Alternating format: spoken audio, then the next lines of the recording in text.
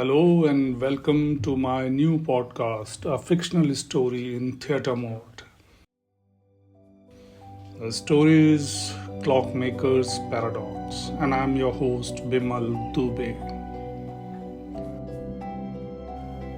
High in a fog-choked valley, where the mountains stab at the clouds, there once lived a clockmaker named Ilyas Vaughan. His workshop perched on the edge of a village, its windows glowing late into the night, spilling light onto state roofs slick with rain. Inside, brass gears gleamed, pendulums swung, and thousand ticks wove a restless song.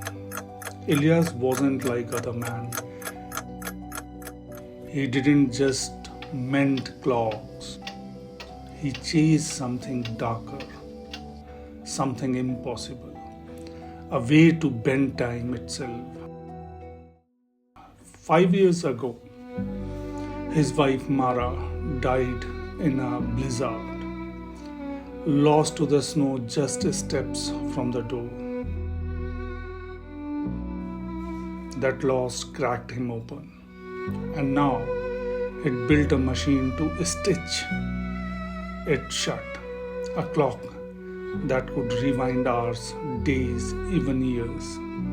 But every turn came with a price, one he couldn't see until it was too late.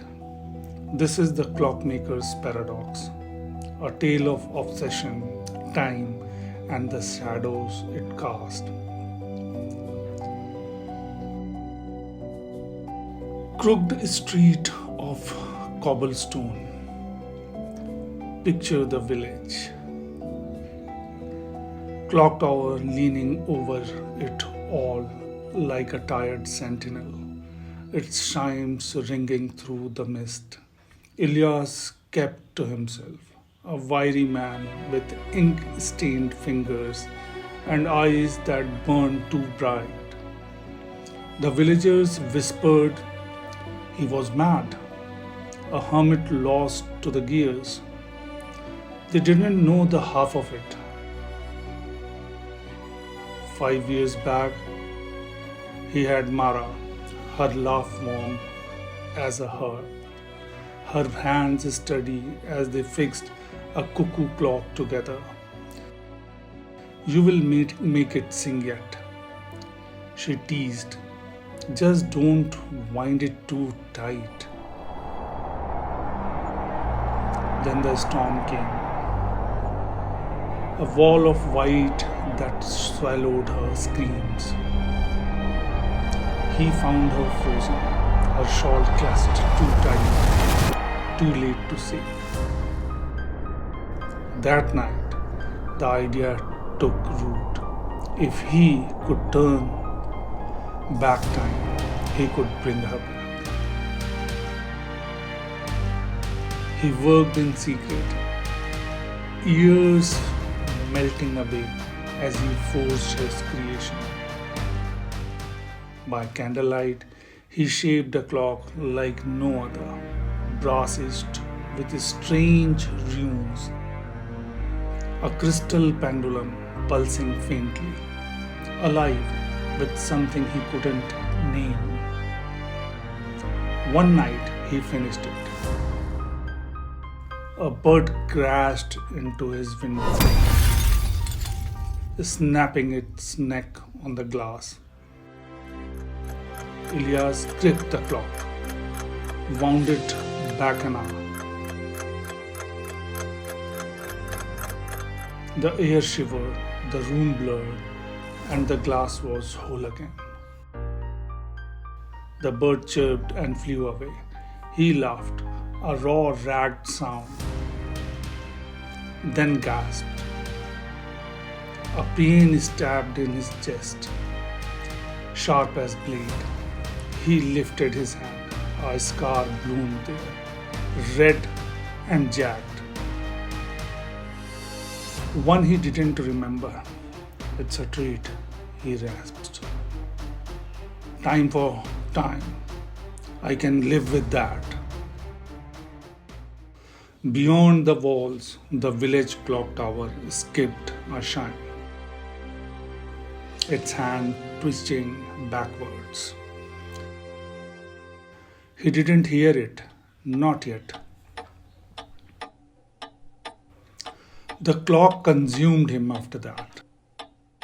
A child fell into the well one grey afternoon, her splash echoing through the square. Ilyas ran out, wound the clock an hour back, and watched time unravel. The splash undone. The girl safe on the grass. Her mother hugged him. Tears in her eyes, but he stumbled away, coughing blood into a rag. The scar crept up his arm now, a map of his thefts. His friend Clara, a baker with 4 dusted hands, found him hunched over his workbench, gaunt and trembling.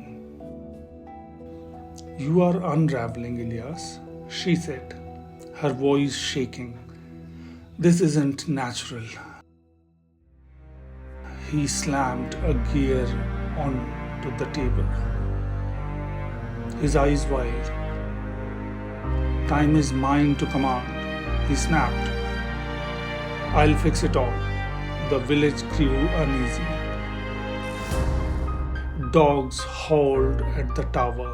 Milk soared overnight, but Ilyas didn't care. Had one goal left, Mara. 5 years now, that's what he needed to rewind.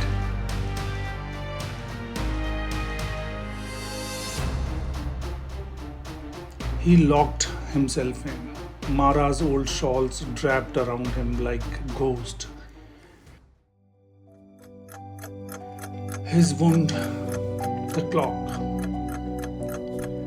his hand shaking, and the world dissolved. Seasons spun backward, snow melted, then fell again, years peeling away. He staggered into their cottage, found Mara staring soft,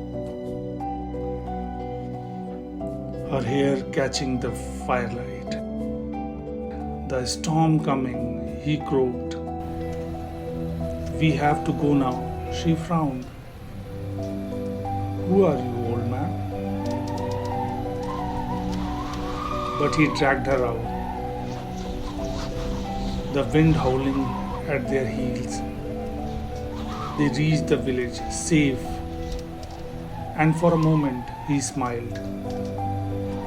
Then his knees buckled, his hair grayed mid-breath, his skin withered, his bones ached like they had carried a century. Worse, Mara pulled away, her eyes blank. She didn't know.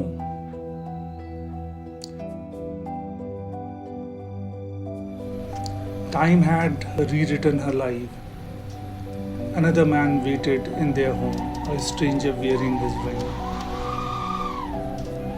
Ilyas stumbled back to his workshop, or what was left of it. The walls sagged, the roof caved, a ruin untouched for years. The clock was gone. His journal lay open, its pages blank, as if he had never written a word. Clara found him there,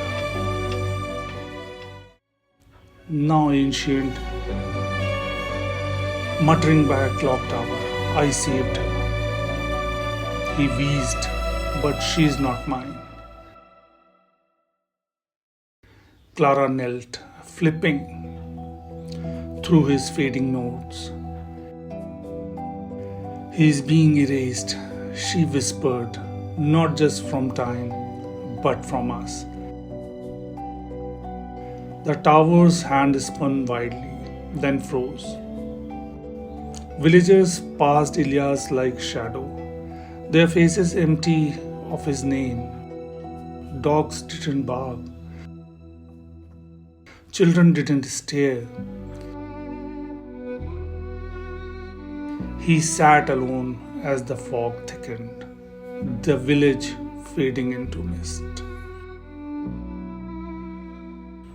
No man, no clock could reclaim. Ilya's mom thought he could master time, but time mastered him. It's not a line to bend, it's a web. And he pulled the wrong thread. What would you think? You risk to turn back the clock. Your years, your memory, your place in the world. Ilyas traded it all and lost more. The fog swallowed him whole that night. But as it closed in, a faint tick echoed. One last pulse from a clock that night. Still be out there, waiting for another fool to wind it. Listen close. Do you hear it?